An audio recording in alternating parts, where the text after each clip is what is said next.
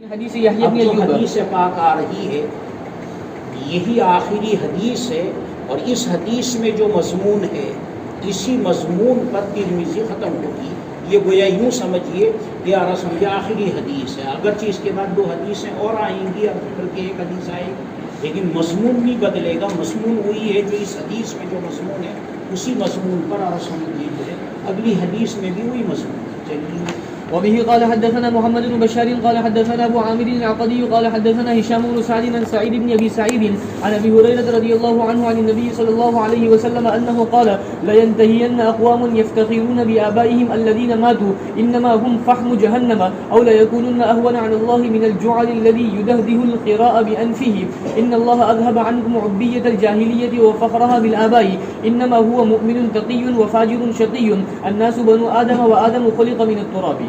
خیر یہ مجھے صاحب حدیث سے پاک کا ترجمہ دیکھیے اور سمجھیے۔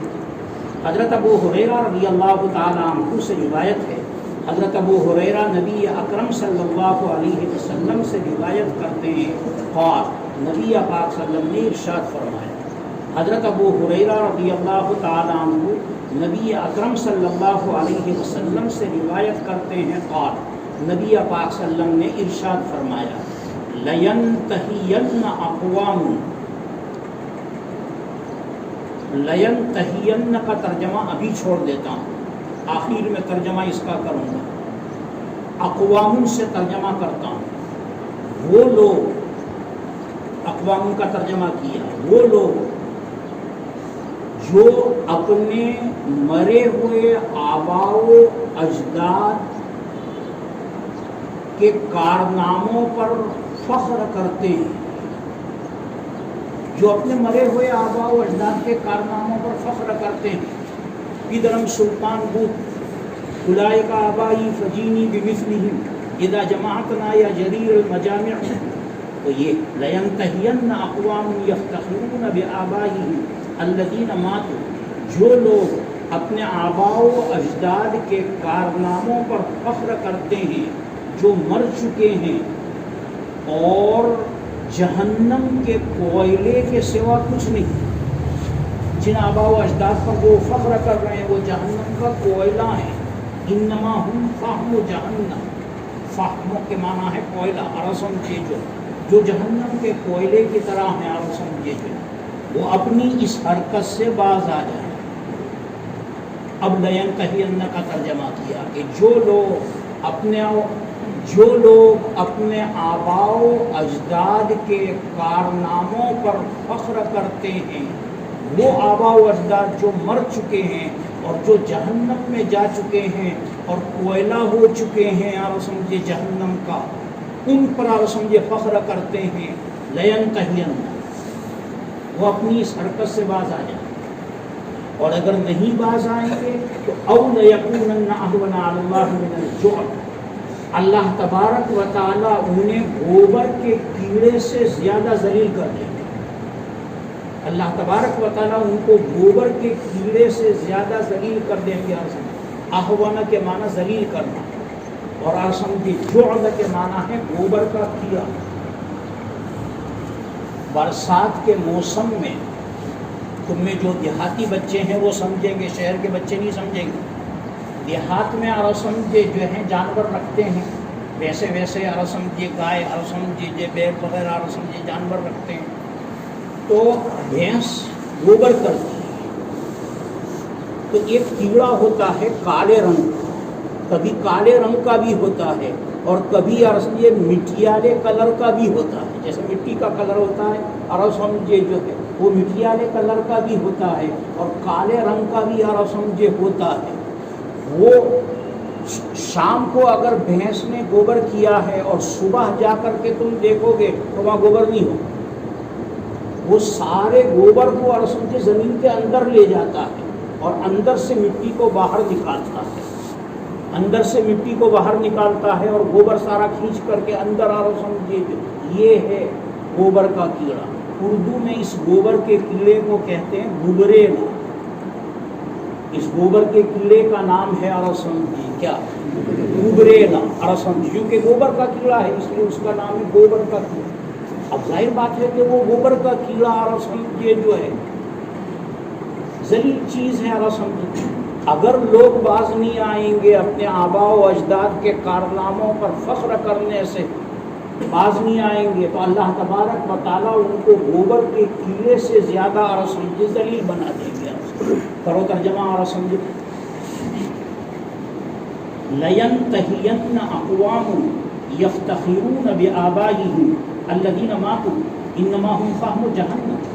جو لوگ اپنے مرے ہوئے آباء و اجداد, جو مرے ہوئے الَّذِينَ مَاتُوا کا ترجمہ پہلے کیا, جو لوگ اپنے مرے ہوئے آباء و اجداد کے کارناموں پر فخر کرتے ہیں جو جہنم کے کوئلے کے سوا کچھ نہیں, اگر وہ باز نہ آئے اپنی اس حرکت سے تو اللہ تبارک و تعالیٰ انہیں گوبر کے کیڑے سے بھی زیادہ رسم جو ہے ذلیل کر دیں گے. الذی یدہور الخراء بانفہ, وہ گوبر کا کیڑا اپنے ناک کے ذریعے سے غلاظت کو زمین کے اندر لے جاتا ہے. وہ گوبر کا کیڑا گبریلا رسم اپنے ناک کے ذریعے سے, اس کا ناک ڈینجر ہوتا ہے, میں نے دیکھا ہے رسم جو ہے بہت خطرناک ہوتا ہے رسم جی, اور اپنے ناک کے ذریعے سے جو ہے وہ غلاظت کو نیچے لے جاتا ہے رسم جی, جو زمین کے اندر لے جاتا ہے. الذی یدہور الخراء, الخراء کے معنی گوبر پخانا, رسم جی جو ہے جو رسم جی پخانے کو اور رسم جی گوبر کو اور رسم جی جو ہے اپنے ناک کے ذریعے سے. پھر اس کے بعد دیکھیے ان اللہ اذھب عنکم عبیۃ الجاہلیۃ وفخرھا بالآباء, اللہ تبارک و تعالیٰ نے دور کر دیا ہے تم سے جاہلیت والا آبائی اور نسلی فخر و غرور. اللہ تعالیٰ نے دور کر دیا ہے تم سے جاہلیت والا آبائی اور نسلی سمجھے فخر و غرور. زمانہ جاہلیت میں سمجھے جو ہے آبائی اور نسلی فخر و غرور کا دورہ تھا. ہر ایک اپنے جو ہے آباء و اجداد کے سمجھے جو ہے کارناموں کو سمجھے جو ہے بیان کرتا تھا. میرے بابا ایسے تھے, میرے دادا ایسے تھے, سمجھے جو ہے وہ فلاں تھے اور ڈھمکے تھے, سمجھے جو ہے یہ سمجھے ان اللہ اذھب عنکم عبیۃ الجاہلیۃ وفخرھا بالآباء. اور ترجمہ بے شک اللہ تبارک و تعالیٰ نے دور کر دیا ہے تم سے جاہلیت والا فخر و غرور, جاہلیت والا سمجھے جو ہے فخر و غرور سمجھے جو انما هو مؤمن تقی وفاجر شقی. اب انسانوں کی دو ہی قسمیں ہیں, اب انسانوں کی دو ہی قسمیں ہیں, یا تو مؤمن متقی یا فاجر شقی. اور سمجھے جو ہے یہ دو ہی قسمیں ہیں. اور سمجھے جو انما هو مؤمن تقی وفاجر شقی. اور سمجھے جو نبی اکرم صلی اللہ علیہ وسلم نے فرمایا اب دو ہی قسمیں ہیں انسانوں کی, یا تو مؤمن متقی ہے یا الناس بنو آدم. یہ یہاں سے جو مضمون شروع ہو رہا ہے اس پر تلمذ ختم ہو گیا. اور سمجھے یہ ہے مضمون الناس بنو آدم و آدم خلق من تراب. تمام انسان آدم کے بیٹے ہیں. الناس بنو آدم, تمام انسان آدم کے بیٹے ہیں, اور اللہ تبارک و تعالیٰ نے حضرت آدم کو مٹی سے پیدا کیا. یہ ہے مضمون الناس بنو آدم و آدم خلق من تراب. تمام انسان آدم کے بیٹے ہیں اور اللہ تعالیٰ نے حضرت آدم کو مٹی سے پیدا فرمایا. جی. وبه قال حدثنا هارون بن موسى ابن ابي وفي الباب عن ابن عمر وابن عباس رضي الله عنهم هذا حديث حسن. وبه قال حدثنا هارون بن موسى بن ابي علقمة الفري المديني قال حدثني ابي عن هشام بن سعد عن سعيد بن ابي سعيد عن ابيه عن ابي هريرة رضي الله عنه ان رسول الله صلى الله عليه وسلم قال قد اذهب الله عنكم عبية الجاهلية وفخرها بالآباء مؤمن تقي وفاجر شقي والناس بنو آدم وآدم من تراب. هذا حديث حسن. وسعيد المقبول قد سمع من ابي هريرة رضي الله عنه. اوپر والی حدیث میں جو مضمون تھا وہی مضمون ہے. اوپر والی حدیث مفصل تھی اور یہ حدیث مختصر. جی. ويروي عن أبيه أشياء كثيرة عن أبي هريرة رضي الله عنه. وقد روى سفيان الثوري وغير واحد هذا الحديث عن هشام بن سعد عن سعيد المقبوري عن أبي هريرة رضي الله عنه عن النبي صلى الله عليه وسلم نحو حديث أبي عامر عن هشام بن سعد آخر المسند والحمد لله رب العالمين وصلاته وسلامه على سيدنا محمد النبي وآله الطاهرين.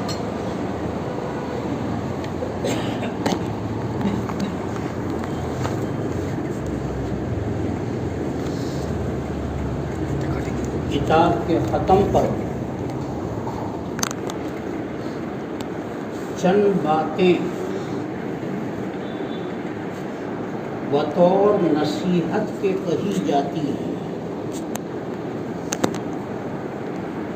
ان باتوں کو غور سے سنیں اور اس پر عمل کرنے کا عزم مصمم کریں. آج آپ کی زندگی کا ایک دور پورا ہو گیا. آج آپ کی زندگی کا ایک دور پورا ہو گیا. آپ نے درس نظامی کا کورس مکمل کر لیا.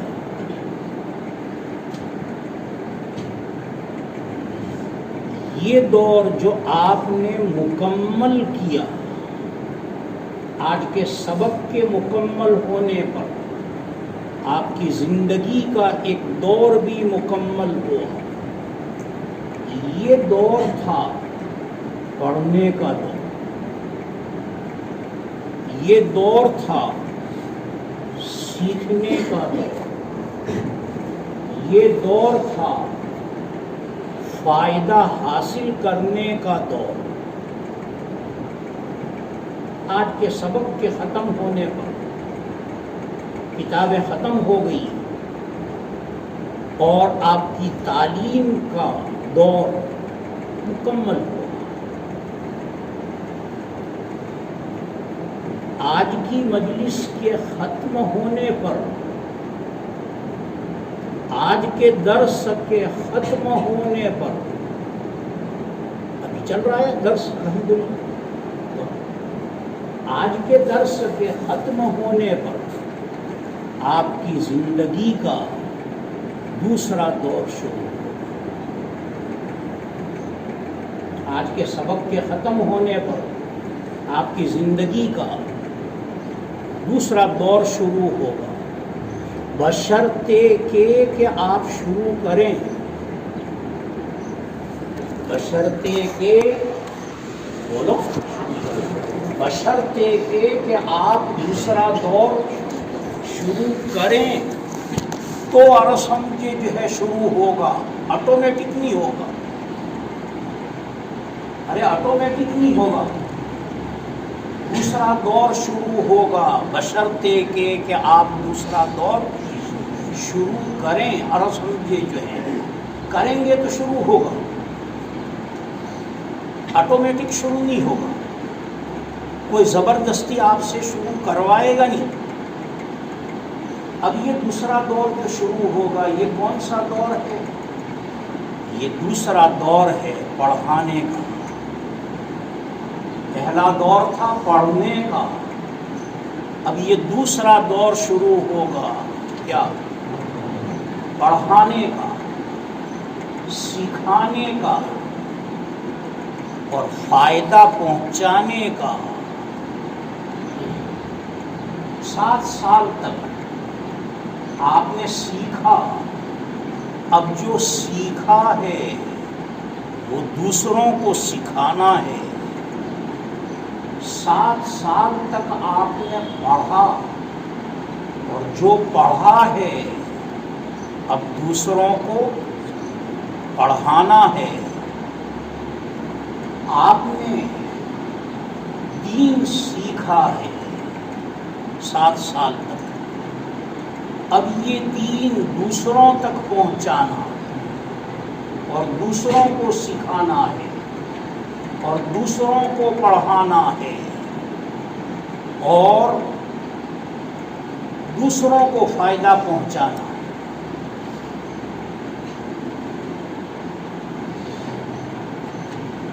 یہ جو دوسرا دور ہے، یہ جو دوسرا دور ہے، پڑھانے کا دور، سکھانے کا دور، یہ دوسرا دور پہلے دور سے زیادہ قوی ہے. پہلے دور میں ذمہ داریاں نہیں تھی اتنی جو آج مکمل ہوا. اس پہلے دور میں رسول کی ذمہ داریاں اتنی نہیں تھی. دوسرے دور میں رسول یہ جو ہے آپ پر کیا آئیں گی؟ ذمہ داریاں رسول کی جو ہے آئیں گی.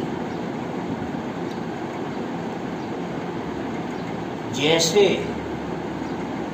طالب علم کی زندگی کے دو دور ہیں، جیسے طالب علم کی زندگی کے دو دور ہیں، ایک فراغت سے پہلے کا دور اور ایک فراغت کے بعد کا دور. ٹھیک اسی طرح بات کو سمجھنا چاہیے کہ ہم سب کی زندگی کے بھی دو دور ہیں. تعلیم کے دو نہیں، زندگی کے. ہم سب کی زندگی کے بھی دو دور ہیں.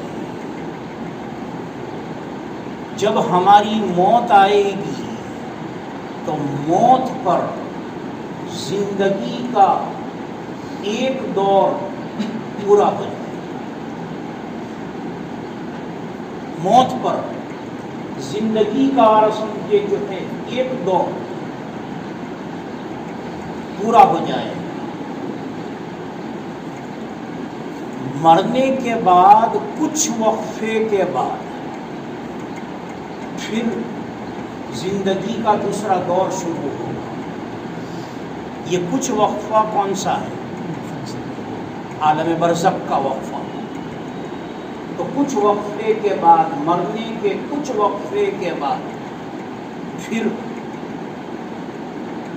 ہماری زندگی کا دوسرا دور شروع ہوگا. اور ہماری زندگی کا جو دوسرا دور ہے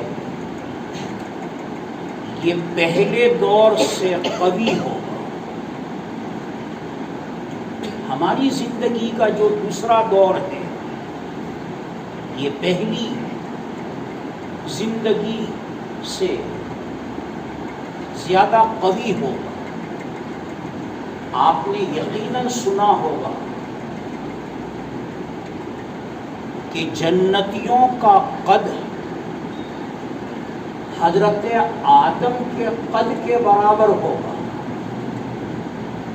یہ بات آپ نے یقیناً سنی ہوگی کہ جنتیوں کا قد حضرت آدم کے قد کے برابر ہوگا. اور حضرت آدم کا قد کتنا تھا؟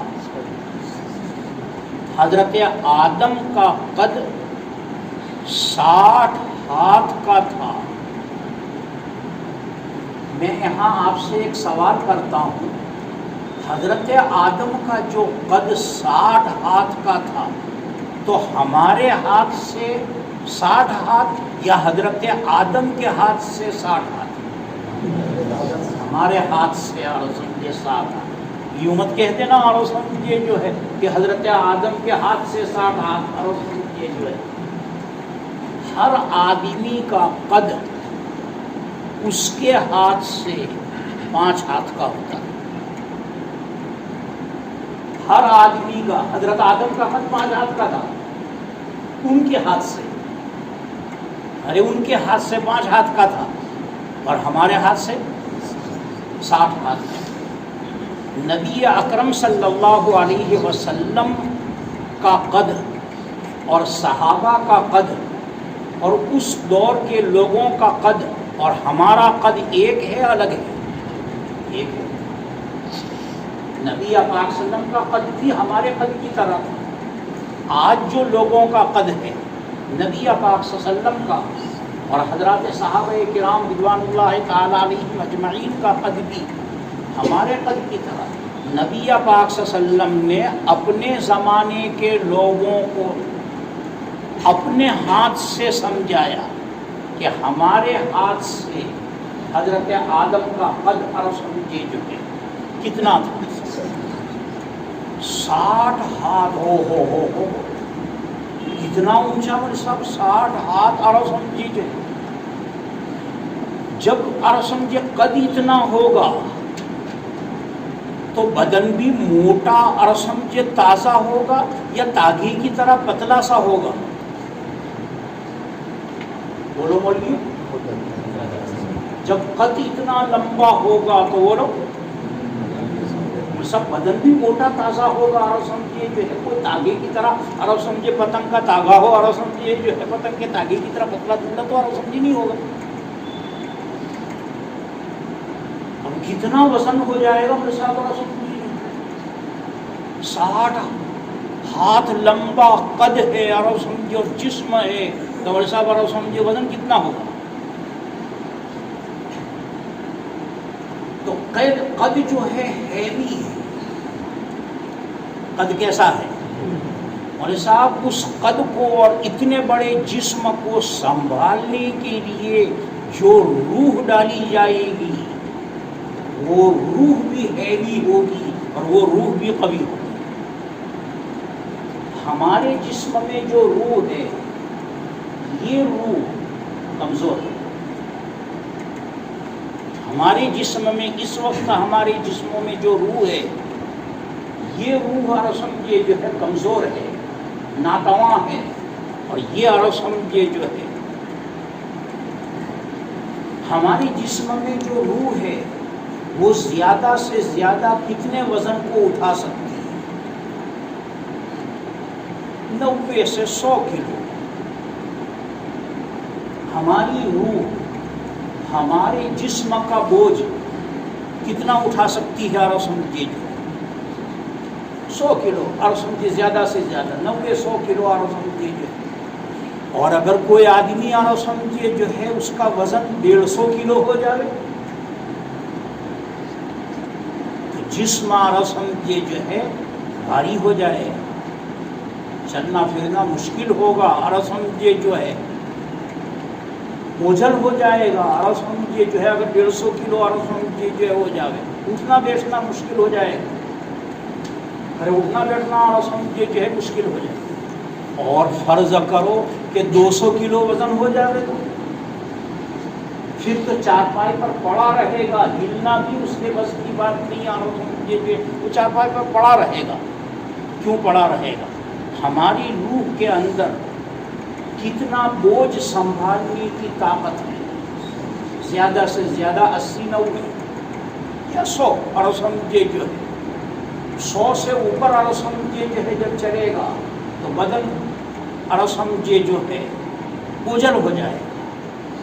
اور 150 ہو جائے تو پھر اٹھنا بیٹھنا مشکل ہو جائے گا. اور سمجھے اب مولانا صاحب 60 ہاتھ لمبا اور سمجھے جو ہے جسم ہے تو کتنا بوجھ ہوگا اور سمجھے جو اس کے لیے اور سمجھے جو ہے جو روح بھی جو ہوگی وہ روح بھی ہیوی ہوگی اور وہ روح بھی اور سمجھے جو ہے طاقت ہوگی. خلاصہ بات کا یہ ہوا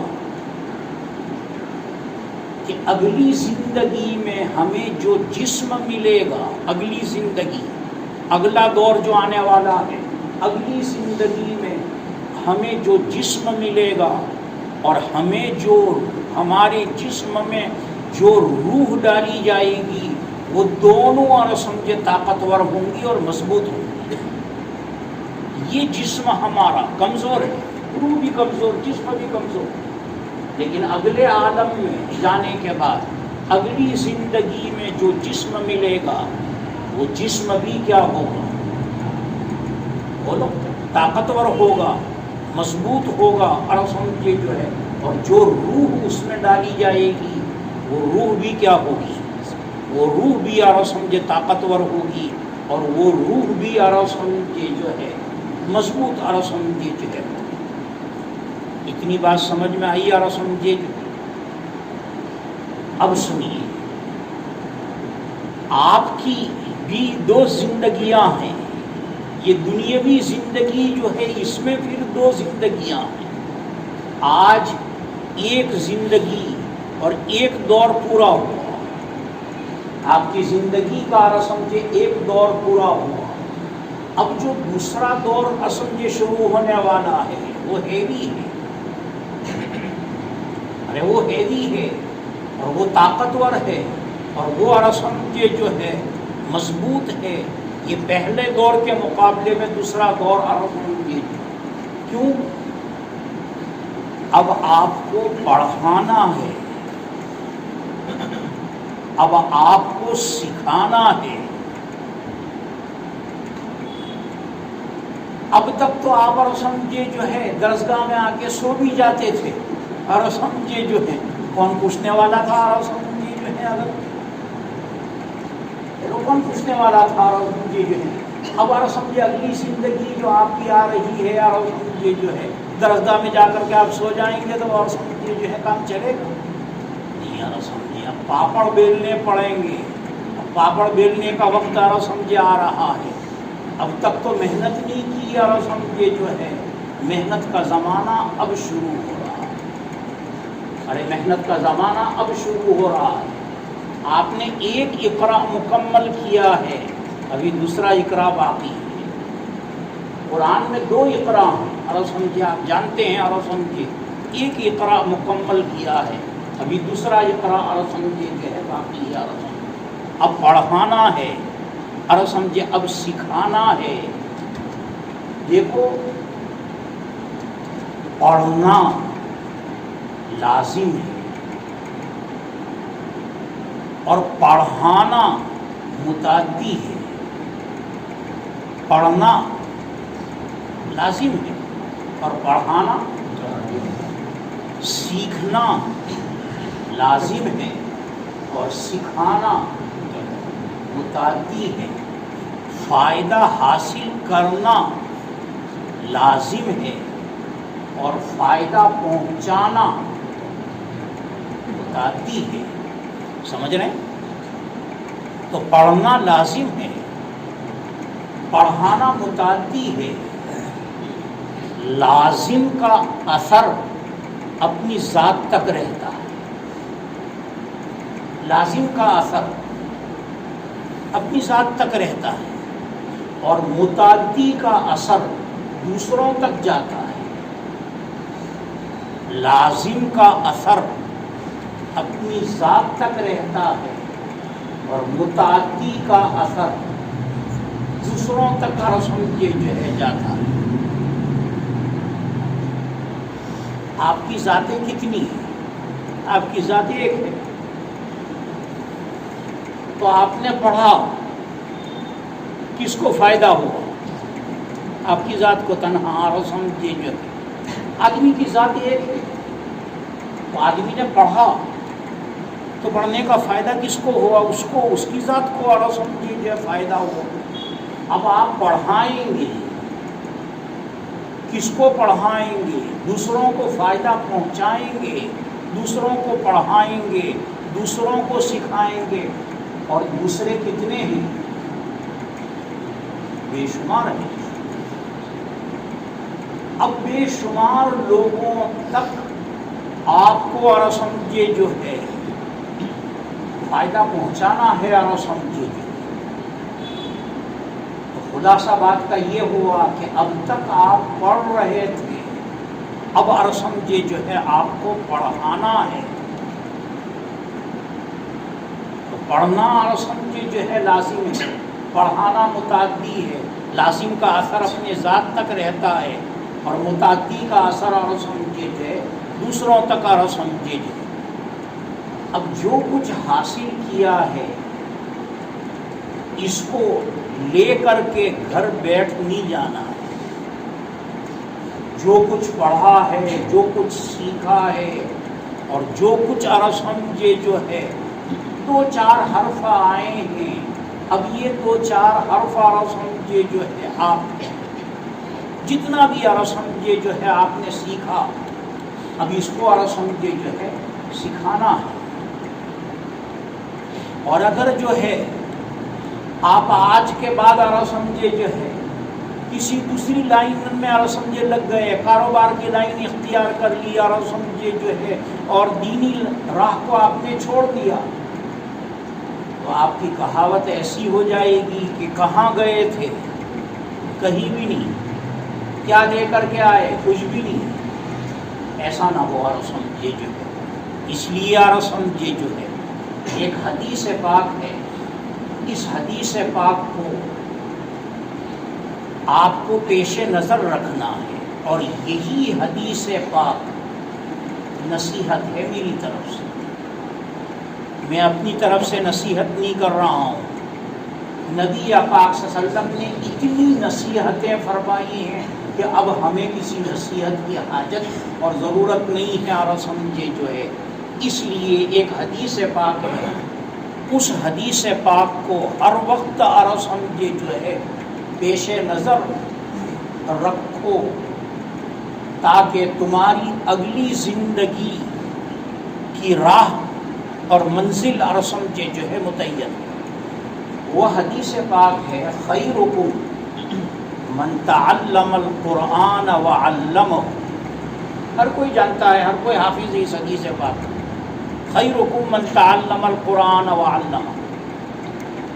تم میں بہترین لوگ وہ ہیں جو قرآن کو سیکھتے ہیں. اگلا ٹکڑا بھی چھوڑ دیتا ہوں. خیرکم من تعلم القرآن، اگلا ٹکڑا بھی چھوڑ دیا. تم میں بہترین لوگ وہ ہیں جو قرآن کریم کو اور سیکھتے ہیں. اس حدیث پاک کو ہم لوگوں نے خاص کر دیا، مولویوں نے بھی خاص کر دیا، اور عوام نے بھی آرہ سمجھے اس حدیث کو آرہ سمجھے خاص کر دیا. خیرکم من تعلم القرآن، تم میں بہترین لوگ وہ ہیں جو قرآن کریم کو آرہ سمجھے سیکھتے ہیں. ہم نے اس حدیث کو خاص کر دیا ناظرہ پڑھنے والوں کے ساتھ، حفظ کرنے والوں کے ساتھ، یا زیادہ سے زیادہ تجوید پڑھنے والوں کے ساتھ. تین کے ساتھ ہم نے اس کو آرہ سمجھے جو ہے خاص کر دیا. ناظرہ پڑھنے والوں کے ساتھ اور حفظ کرنے والوں کے ساتھ، اور زیادہ سے زیادہ آرہ سمجھے تجوید پڑھنے والوں کے ساتھ آرہ سمجھے جو ہے ہم نے اس حدیث کو خاص کر دیا. حالانکہ یہ حدیث خاص نہیں ہے بلکہ یہ حدیث عام ہے. جو بھی قرآن کو سیکھتا ہے، اب قرآن سیکھنے خیرکم من تعلم القرآن، تم میں بہترین لوگ وہ ہیں جو قرآن کریم کو سیکھتے ہیں. اگر تم ناظرہ پڑھنا نہیں جانتے، ناظرہ پڑھو، یہ قرآن کو سیکھنا ہے.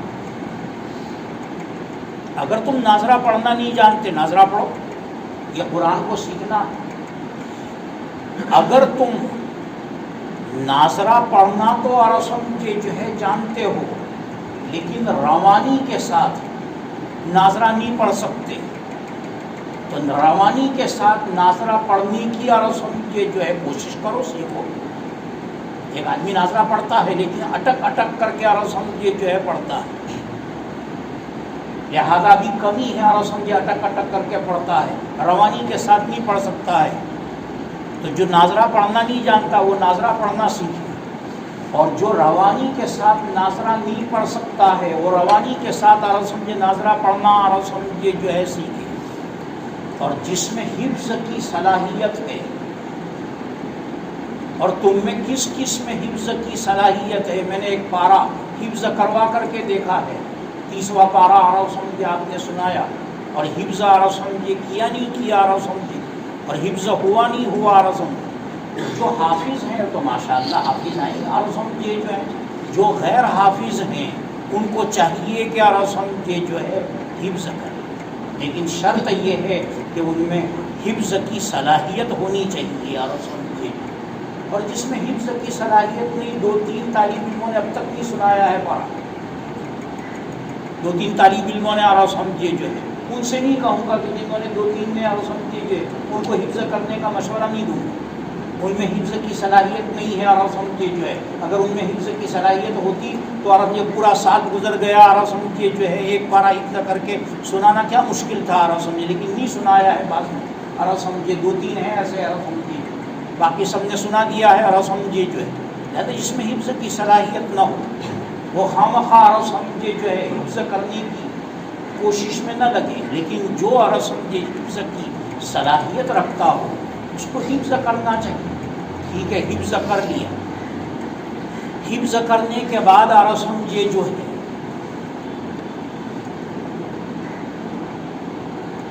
اب آگے ہے عرب سمجھے جو ہے قرآن کریم کے معانی کو سمجھنا اور قرآن کریم کے مضامین کو سمجھنا، یہ بھی تو عرب سمجھے جو ہے قرآن کا سیکھنا ہے۔ تو اب آگے دوسرا جملہ آیا عرب سمجھے، خیرکم من تعلم القرآن وعلمہ، تم میں بہترین لوگ وہ ہیں جو قرآن کریم کو سیکھتے ہیں اور سکھاتے ہیں۔ مجھے نصیحت جو کرنی ہے وہ یہ کرنی ہے کہ اگر آپ میں بیضاوی کے متن پڑھانے کی صلاحیت ہے تو بیضاوی کا متن پڑھائیے، اور اگر آپ میں بیضاوی پڑھانے کی صلاحیت ہے تو بیضاوی پڑھائیے۔ بیضاوی کا متن کا مطلب ہے عرب سمجھے جو ہے ناظرہ، عرب سمجھے جو ہے، تو اگر آپ میں بیضاوی پڑھانے کی صلاحیت ہے تو آپ بیضاوی پڑھائیے، اور بیضاوی پڑھانے کی صلاحیت نہیں ہے تو کیا کیجیے، عرب سمجھے جو ہے ناظرہ پڑھائیے، عرب سمجھے۔ لیکن عرب سمجھے جو ہیں کہا گیا بہترین لوگ وہ ہیں جو قرآن کریم کو سیکھتے ہیں اور سکھاتے ہیں، عرب سمجھے جو۔ یہ جو دوسرا جملہ ہے سکھاتے ہیں، اس کو بھی ہم نے خاص کر دیا۔ اس کا مطلب وہ اوپر والی منزل میں جو ہیں وہ بہترین لوگ ہیں عرب سمجھے جو ہیں، اور ہم کیا گھاس کھود رہے ہیں؟ ہم ترمذی پڑھا رہے ہیں عرب سمجھے جو ہیں، کیا ہم قرآن نہیں سکھا رہے ہیں؟ ارے ہم ترمذی پڑھا رہے ہیں تو کیا عرب سمجھے جو ہیں ہم قرآن نہیں سکھا رہے ہیں؟ جو مدرس حدیث کی کوئی کتاب پڑھاتا ہے، چاہے عرب سمجھے بخاری پڑھاوے چاہے ترمذی، حدیث کی کوئی کتاب عرب سمجھے پڑھاتا، کیا وہ قرآن نہیں سکھا رہا ہے؟ کیسے قرآن سکھا رہا ہے بتاؤ، ادھر سے بولو۔ ساری احادیث، جملہ احادیث قرآن کی شرح میں۔ حضرت شاہ ولی اللہ کا مقولہ میں نے آپ کو سنایا تھا، حضرت شاہ ولی اللہ کا مقولہ کہ جملہ احادیث قرآن کی کیا شرح ہے، تو ہم قرآن کی شرح عرب سمجھے سکھا رہے ہیں، عرب سمجھے جو یہ قرآن ہی کو تو سکھانا ہے۔ ہاں وہ اوپر والی منزل میں جو ہیں وہ بلا واسطہ قرآن عرب سمجھے سکھا رہے ہیں، اور ہم بال واسطہ سکھا رہے ہیں۔ نہیں سمجھے عرب سمجھے حفظ کلاس والے عرب سمجھے ہیں وہ قرآن سکھا رہے ہیں، اور کیسے سکھا رہے ہیں؟ بلا واسطہ۔ اور ہم کس طرح سکھا رہے ہیں؟ ہم بال واسطہ سکھا رہے ہیں عرب سمجھے۔ جو بخاری پڑھاتا ہے وہ بھی قرآن سکھاتا ہے، اور جو بخاری پڑھاتا ہے وہ بھی قرآن سکھاتا ہے، جو ترمذی پڑھاتا ہے عرب سمجھے وہ بھی قرآن سکھاتا ہے، جو حدیث کی کوئی بھی کتاب پڑھاتا ہے اور جو فقہ پڑھاتا ہے وہ بھی قرآن سکھاتا ہے۔ فقہ تو نام ہے قرآن حدیث کے سنگم کا۔ تو جو عرب سمجھے مدرس ہدایہ پڑھاتا ہے کیا وہ قرآن نہیں سکھا رہا ہے عرب سمجھے جو؟ اور جو عرب سمجھے کافیہ پڑھاتا ہے اور ہدایت النحو پڑھاتا ہے عرب سمجھے جو ہیں، اور جو عرب سمجھے جو ہیں فقہ پڑھاتا ہے، اصول فقہ پڑھاتا ہے، تفسیر پڑھاتا ہے، اصول تفسیر پڑھاتا ہے، معانی پڑھاتا ہے، بیان بدیع عرب سمجھے، جتنے علوم ہیں عرب سمجھے کوئی وہ عرب سمجھے قرآن ہی کو تو سکھا رہا، ہم نے خاص کر دیا حدیث کو عرب سمجھے۔ لہذا عرب سمجھے جو ہے اب آپ کی زندگی کا دوسرا دور عرب سمجھے جو ہے شروع ہو رہا ہے، اور وہ ہے پڑھانے کا دور۔ آج آپ اپنی زندگی کے دوراہے پہ کھڑے ہیں، ابھی دعا کے بعد عرب سمجھے رہے آپ کو آگے قدم بڑھانا ہے۔ ابھی پہلی زندگی چل رہی، دعا کے بعد دوسری زندگی شروع ہو جائے گی۔ ایک زندگی ایک دور پورا ہو جائے گا، دعا سے پہلے پہلے عرب سمجھے، اور دعا کے بعد زندگی کا، ابھی زندگی کے دوراہے پہ آپ کھڑے ہیں۔ آپ کو اس وقت عرب سمجھے فیصلہ کرنا ہے کہ آپ کو عرب سمجھے پڑھنے کے بعد عرب سمجھے جو ہے کون سی راہ اپنانی ہے۔ میں یہی کہتا ہوں کہ سب ہدایہ پڑھائیں، میں نہیں کہتا ہوں کہ عرب سمجھے جو ہیں سب حدیث کی کتابیں پڑھائیں اور سمجھے حسب استطاعت جو جس کے اور سمجھے جو ہے جتنی صلاحیت رکھتا ہے اور سمجھے. امت نے آپ کو پڑھایا ہے، آپ کے ماں باپ نے آپ کو نہیں پڑھایا، مدرسے والوں نے آپ کو نہیں پڑھایا، امت نے اپنی اور سمجھے جو ہے گاڑی کمائی آپ پر خرچ کی ہے اور سمجھے امت نے آپ کو پڑھایا ہے. ساری امت پیاسی ہے، ساری امت اور سمجھے پیاسی ہے. اب امت کی پیاس کو بجھانا آپ کے ذمے ہے. جب امت نے اور سمجھے اپنی گاڑی کمائی خرچ کی ہے اور خرچ کر کے اور سمجھے آپ کو پڑھایا ہے تو آپ کا فرض بنتا ہے کہ آپ فارغ ہونے کے بعد اور سمجھے جو ہے امت کے کام آئیں اور دین کے لیے محنتیں کریں اور دین کی اور سمجھے خدمت کریں، جس راہ کی بھی اور سمجھے آپ سے ہو سکے اور سمجھے جو ہے. اور امام ترمذی رحمۃ اللہ علیہ نے ترمذی کو ختم کیا تھا اور سمجھے جو ہے اس جملے پر والناس بنو آدم وآدم من تراب. تمام انسان حضرت آدم کی اولاد ہیں اور اللہ تبارک و تعالیٰ نے حضرت آدم کو مٹی سے پیدا کیا. امام ترمذی اور سمجھے جو ہے اس حدیث کو لا کر سب سے آخر میں یہ نصیحت کرنا چاہتے ہیں آپ کو کہ اپنے اندر تواضع پیدا کرو. امام ترمذی یہ نصیحت کرنا چاہتے ہیں کہ اپنے اندر تواضع پیدا کرو. من تواضع للہ رفعہ اللہ. جو تواضع اختیار کرے گا اللہ اس کو اونچا اٹھائیں. جو تواضع اختیار کرے گا، اور تواضع اس کا نام نہیں ہے کہ آپ اپنے نام کے شروع میں حقیر اور فقیر اور ناکارہ اور سیاکارہ اور آوارہ اور سمجھے جو ہے لکھیں اور سمجھے جو ہیں، اس کا نام اور سمجھے تواضع نہیں ہے. تواضع دل کی کیفیت کا نام ہے. اپنے کو دوسروں سے کمتر سمجھو، اس کا نام ہے تواضع. دوسروں کو اپنے سے برتر سمجھو، اپنے کو اور سمجھے جو ہے. مفتی حسن صاحب حضرت تھانوی علیہ الرحمہ کے خلفاء میں گزرے ہیں. ایک مرتبہ حضرت تھانوی علیہ الرحمہ کے پاس تشریف لے گئے اور مرید جو ہوتا ہے اپنے شیخ سے اپنا حال بیان کرتا ہے، تو حضرت مفتی صاحب نے حضرت تھانوی کے سامنے اپنا حال بیان کیا کہ جب میں آپ کی مجلس میں بیٹھتا ہوں تو میرے دل کی کیفیت یہ ہوتی ہے کہ میں یہ سمجھتا ہوں کہ یہاں جتنے لوگ بیٹھے ہیں ان میں سب سے کمتر ہوں اور سب مجھ سے برتر ہیں. حضرت تھانوی نے فرمایا قسم بخدا میری حالت بھی ہے. فرمایا قسم بخدا میری حالت بھی ہے کہ جب میں مجلس میں آتا ہوں تو میں یہ سمجھتا ہوں کہ جتنے متعلقین ہیں مریدین ہیں سب مجھ سے برتر ہیں اور میں سب سے اعلیٰ سمجھے ہوں. اس کا نام ہے تواضع. حقیر فقیر لکھنے کا نام تواضع نہیں آتا. یہ ہے اور سمجھے جو ہے تواضع. تو امام ترمذی فرماتے ہیں مٹی میں تواضع ہے، مٹی میں تواضع ہے. اور سمجھے انسان خاک کا پتلا ہے، خاکی کو تکبر زیب نہیں دیتا. انسان خاک کا پتلا ہے، خاکی کو اور سمجھے تکبر زیب نہیں دیتا.